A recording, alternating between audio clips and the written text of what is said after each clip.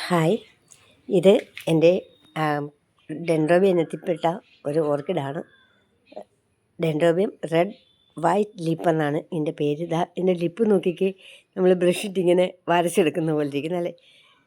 നല്ല violet wine കളറാണ് ഇതിന്.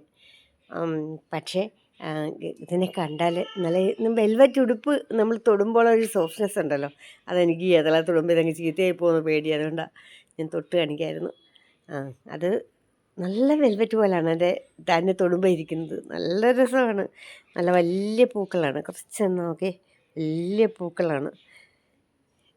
ഞാൻ പറഞ്ഞില്ലേ, ഇവിടുത്തെ കയറിങ്ങനെ അടുത്തടുത്തടുത്ത് നിർത്തിയേക്കുന്നത് കൊണ്ട്, കെട്ടിയേക്കുന്നതുകൊണ്ട് കയറെ കുരുങ്ങിയൊക്കെ ഇത് പൂക്കളൊക്കെ ഒന്ന് പൊഴിഞ്ഞു പോകുന്നുണ്ട്. താഴെയുള്ള പൂക്കളൊക്കെ അങ്ങനെ പോയി, 1-2 പോയെന്ന് തോന്നുന്നു. ഈ ചെടിക്ക് വേറെ പ്രത്യേകതയുണ്ട്. ഇത് നോക്കിയേ, ഇതിൻ്റെ തണ്ട് കണ്ടോ, അതിനൊരു കറുപ്പ് നിറമാണ്. ഈ ലീഫിന് ഒരു ചെറിയ ബ്ലാക്ക് ഷെയ്ഡാണുള്ളത്. അതിൻ്റെ ആ പൂ പിടിക്കുന്ന തണ്ടിനെല്ലാം ഒരു ബ്ലാക്ക് ഷെയ്ഡാണുള്ളത്. ഈ ചെടി മുഴുവൻ ഒരു ബ്ലാക്ക് ഷെയ്ഡാണുള്ളത്. സാധാരണ നമ്മുടെ ഓർക്കിഡ് പ്ലാന്റ് എല്ലാം ഈ നോക്കിക്കേ, ഇതെല്ലാം പച്ച കളറല്ലേ.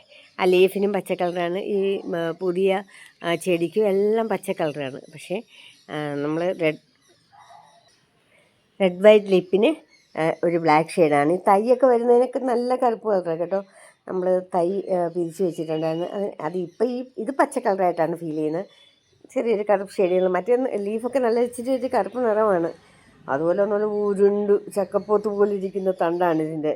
ഇതിപ്പം കുറേ 2 വർഷത്തെ പഴക്കമുണ്ട്. അതുകൊണ്ടാണ് ആ ലീഫില്ലാത്ത തണ്ടൊക്കെ നിൽക്കുന്നത്. അതിനകത്തൊക്കെ ഫ്ലവർ വരും കേട്ടോ. നല്ല രസമില്ലേ കൂട്ടുകാരെ എൻ്റെ ഈ ഓർക്കിഡ് പൂവാണ്.